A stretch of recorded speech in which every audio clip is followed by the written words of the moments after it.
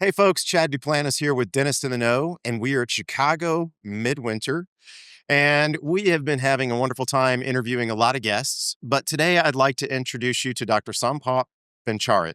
And I believe I said that correctly because I had to ask him beforehand. So, welcome, Doc. Thank you, Chad. All That right. was perfect pronunciation, by the way. Perfect. I love it. I take pride because I have one of those last names where people will call, can I speak to Mr. And you know how that goes, man. I mean, it's easy to tell a telemarketer. Yeah. What's your nationality? So I'm actually originally from Thailand. I nailed it. You nailed That's it? what I thought. Yeah, that's what I thought. Okay, cool. So, so you're originally from Thailand. Were you trained in dentistry in Thailand? So I was a dentist in Thailand. That's correct. Okay. And then I came to United States in 1996 for grad pros Okay. at UNC. Okay. And then I stay on to do PhD at UNC. Okay. I did a postdoc. And then I taught there I'm a prosthodontist. I taught there in pros department for 11 years. And that was 2016. Then I moved to Virginia Commonwealth University. Okay. I built their digital center there, and I was there for about 7.5 years. And then I moved to Charleston in South Carolina. I was a chair of their restorative department, and I was a dean for innovation there. I was there for almost 2 years, and now I'm at High Point University. And that's the introduction that I left out, but I'm glad that you kind of led us. But High Point University, I remember when they hit, 2 years ago. Mm-hmm. And as Dr. Benchard was telling me, this is the first year of their first class. So when you start a class, this is a freshman class only this year? Will you add another freshman class next year? Correct. This is the very first year, first class. Okay.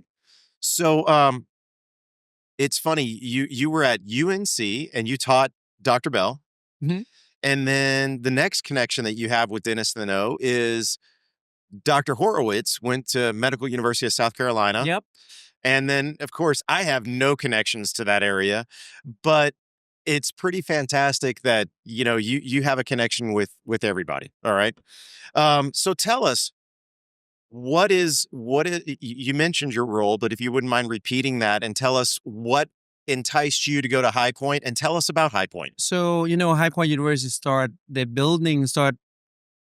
they start off 2.5 years, maybe 3 years ago. They will start to found a school, and they start off with the person named Kevin Keynes, who now senior associate dean.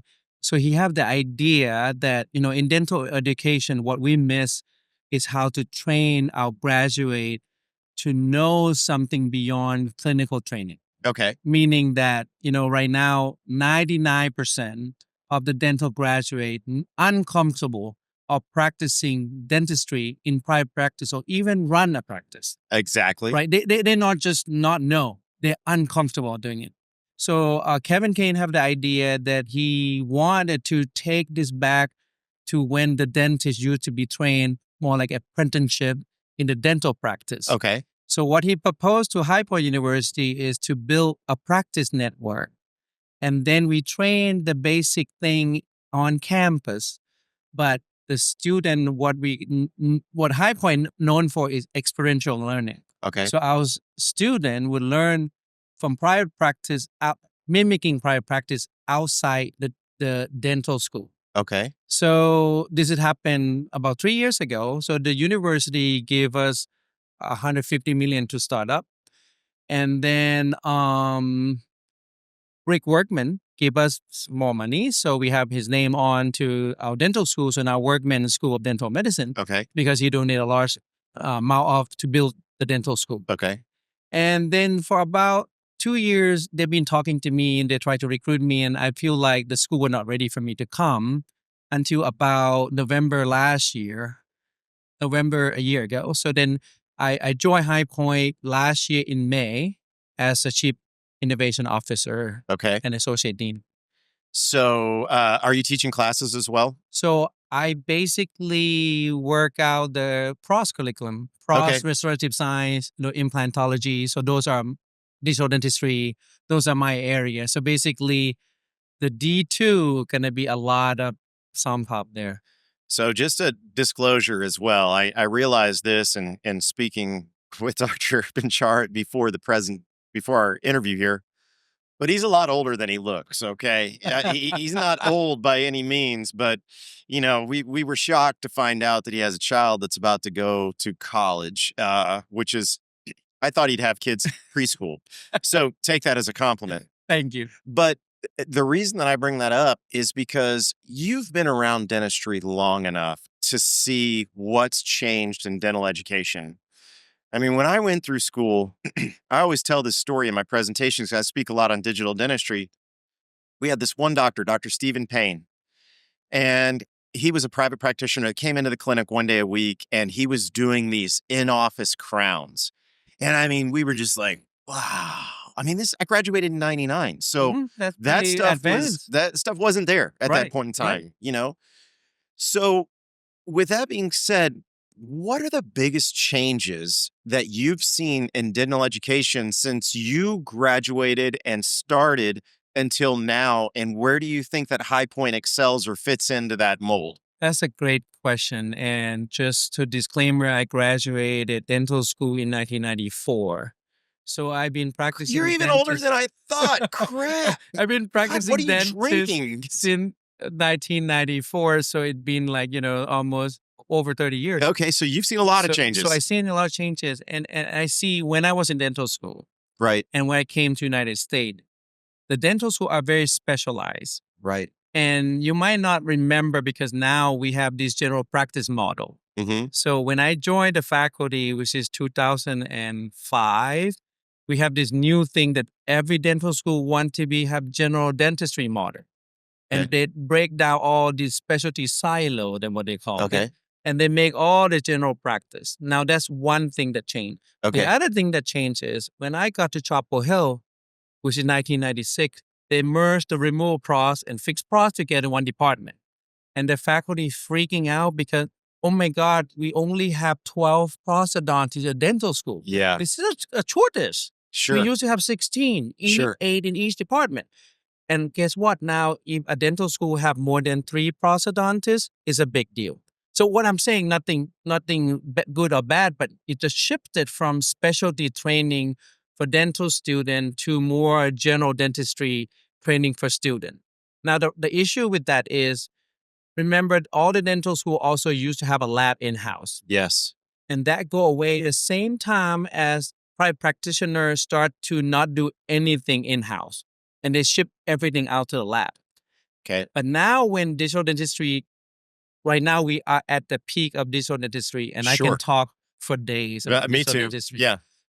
Now things are shifting back, meaning that dental school, for example, when I moved to BCU, I shouldn't say we anymore, they now fabricate 90% of the prosthesis in-house. The only two things they don't fabricate in-house is the partial framework and implant abutment, certain implant abutment. That's it. Everything else were produced inside the dental school. You see, like the few shift backward. And I'm going to predict that that's going to happen in private practice. It's already happening. Sure. Certain practice, the large practice, already by the milling machine, software, and train their own assistant to be a lab tech and make everything in-house. Okay, so let's back up just a little bit. I love that technology has become a mainstay in dental school. I think it's here to stay, and I think we need to embrace it. And it shocks me. I was going to tell this story this weekend, but I used to go to a CE class, and you sit at a round table, and there's 6 people at your table, and you talk about what you're doing in your practice, and everybody's like, "Wow, you got a scanner, you got a mill, you got this." Last week, I'm at a CE conference. There's 6 people at our table, and only one of them did not have any digital impression in their practice. So, do you all teach traditional impressions in dental school? That's a great question. So, and this is shifting very quickly, right? Mm-hmm. When I get to Virginia Commonwealth University, 2016, they did 95% conventional everything. Okay. Talk about PFM, gold Sure. crown. And Sure. that's not that long ago. Right. That's only less than 10 years ago. Okay. So if you go to Virginia Commonwealth University today, it shifted completely. 95% would be digital. And digital meaning that we use PVS very sparingly. Okay. Okay. So they still have to learn how to make impression with PVS once for one crown, once for implant, one time for removable, just so that they learn how to do it. I'm not saying they should completely abandon it. Of course. But the trend is, I would say, like Kodak, right? Yeah. Who use film anymore? Yeah. Nobody use film anymore. We need to teach students how to develop film like radiology. No one does that. Because technology is almost at the state that, I mean, in my practice, I don't use alginate anymore. Yeah. And I hardly use PVS. I'm the exact same way. I mean, I don't even have alginate in the office. Right. I have an alginate substitute that we use for temporary impressions if we're going to actually make it temporary, which is even rare as well. And then I have some PVS that I use for matrices for veneers and whatnot. Haven't taken a PVS crown impression in years, but I'm going to go back to something that you and I can both relate to, man. I mean, Karate Kid. Okay. All right. That was our era. Wax on, wax off, man. How did he teach Daniel karate? It was by fundamentals of karate, not necessarily by let's go out and do a roundhouse kick, right? Right. We're going to learn wax on, we're going to wax off, we're going to up, down, side. We're going to do all of that, right? Now, I still think we need some of that in dental schools because when I talk about digital impressioning, the biggest thing that I can press upon a student in my presentation or a student in dental school is that digital impressioning, the principles are the exact same as traditional impressioning. So I think they at least have to take a few, I've heard of these newer dental schools that are completely abandoning any impression material. And I'm like, oh, that's not great. So I think they need to understand the principles. But I think one of the things that I certainly can't remember, I know they probably went over it with us, is why impressions fail. Why was alginate not good? It wasn't because it wasn't a good product. It was because of the operator error. Right. And I think we need to understand that for PVS too. So I think that's huge. So I love that they're going to have to at least learn those principles. At least I hope they are. Yeah. So first year of the dental school. Now, for those of us that don't know, because I'm certainly interested in this, you got 3 years to go with these young people. Do you have to add faculty as they go through? So right now, are you kind of bare bones and then you're going to add faculty for next year and then for the third year and then for the fourth year? So the idea is that, we are the only dental school in the world that have no dental practice on campus. Okay. So the dental school basically the digital lab or this haptics. We're going to be the world largest Simto Care haptic system because we will house 40 haptic system on campus. And then your sim lab and didactic part of it. So outside of the dental school, our vision is to have 35 different practices. 3 of them would be specialty-based hub practice, big practice with specialty-based. And 32 of them would be smaller general dentist practitioner. Like it could be 4-chair to like 12-chair general dentistry. Okay. So right now we have 11 practices. We open up the hub in about a month or so, and the dental school should be done in about 3 to 4 months. So right now we hiring faculty like no tomorrow. Okay. Just for your perspective, when I joined HPU in May, we have roughly about 20 faculty. Now we practically double. We almost triple the staff when I joined because we basically grow really rapidly in order to not just we have to build the class size because these practices are small. You cannot put entire student body in there, the student can only be maybe 2 to 4 student at most. So you're never gonna have faculty that cover more than 2 to 4 students. So I love what you all are doing. I'm going to give you a suggestion. Mm-hmm. I would love to see you all do something that I don't think dental schools do enough of it. And this is a great place to start. Take some of these lecturers, some of these presenters that are here and have them come in for a day and talk about what they do in the real world. And the other suggestion, and I know you all are on this without even asking, is that there are two things in dental school that we got. Well, there's one thing that we got some of, but I don't think you can ever get enough of it. Right. Occlusion. Mm-hmm. Beyond occlusion, TMJ. Mm-hmm. I wish we would have gotten a little bit more of that. Now, the one thing that I hope that you guys are on top of is sleep dentistry and obstructive Yep. sleep apnea. Really zone in on that. And, if I'm going to volunteer, and I know Jeff and Jennifer would as well. If you ever need suggestions for guest lecturers, let us know. We can certainly help connect you all with people. I know a bunch of people in the industry. But I'm excited for the dental students of today. I mean, I'm scared with the debt that they're coming out with, but I'm excited for them. How big is your freshman class? So it's 60. 60? Do you all plan on increasing that next year, or are you going to maintain? We can maintain 60 for a little while because, Okay. 60 is a little stretch. So the Sure. plan was having 40, Okay. but we thought that some people would drop out, but we end up, nobody drop out the first class. And now we keep 60, and university, like 60 is great. You need to do 60 every year. Okay. So I think we're going to have 60. And just so you know, we are an epic school.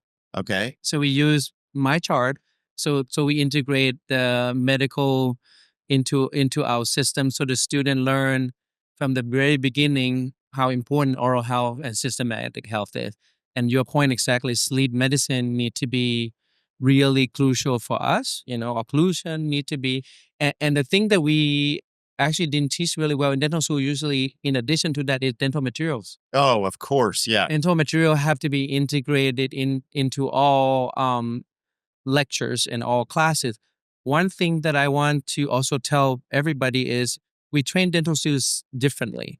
So we put them in right now because they're first year. They work as a front desk. We call it the care advocate. We have what we call a care curriculum: clinician, advocate, researcher, and entrepreneur. Okay. So we want to build them in the four corner of our value versus just build them as clinician. So right now they work as a front desk. They call outpatient. They make sure that the insurance reimbursement was correct, the coding was correct, treatment plan was correct. They also work in the back end. They sterilize our equipment. They know how to order stuff, and they work as a dental assistant right now. So next year, which is D2, they will work with a high-level dental assistant and dental hygienist because they need to learn every role in the practice. And D3 and D4, they're going to be our associate practice. And in the ideal world, when they become the last semester of D4, they should be able to run our practice. So as we conclude, I'm going to tell you, I commend you because I think there's a very strong business component to your dental school, which dentistry's lacked for a long time. I can't speak for anything beyond 1999, but Right. I know that we had business classes, but we could never have enough. And it seems like you're giving these young men and women a really 360-degree aerial view of what it is to be in a dental practice. So I know that there was there were a lot of questions when we heard that Dr. Workman donated so much money, but I appreciate your responses because I think you answered a lot of them, and I hope that more people watch this. So, Dr. Bencharit, it was wonderful to spend some time with you, and I wish you the best of luck. And if I can ever help you in any way, let me know. Definitely, Chad. Thank you for Thank having you me. so much. Appreciate Thank it. you. Thanks, folks. And I certainly hope this gets some traction because this was a fantastic interview. Dr. Sompop Bencharit from High Point University of North Carolina, a very cutting edge dental school, and I'm excited to see what they do. Thank you. Thank you.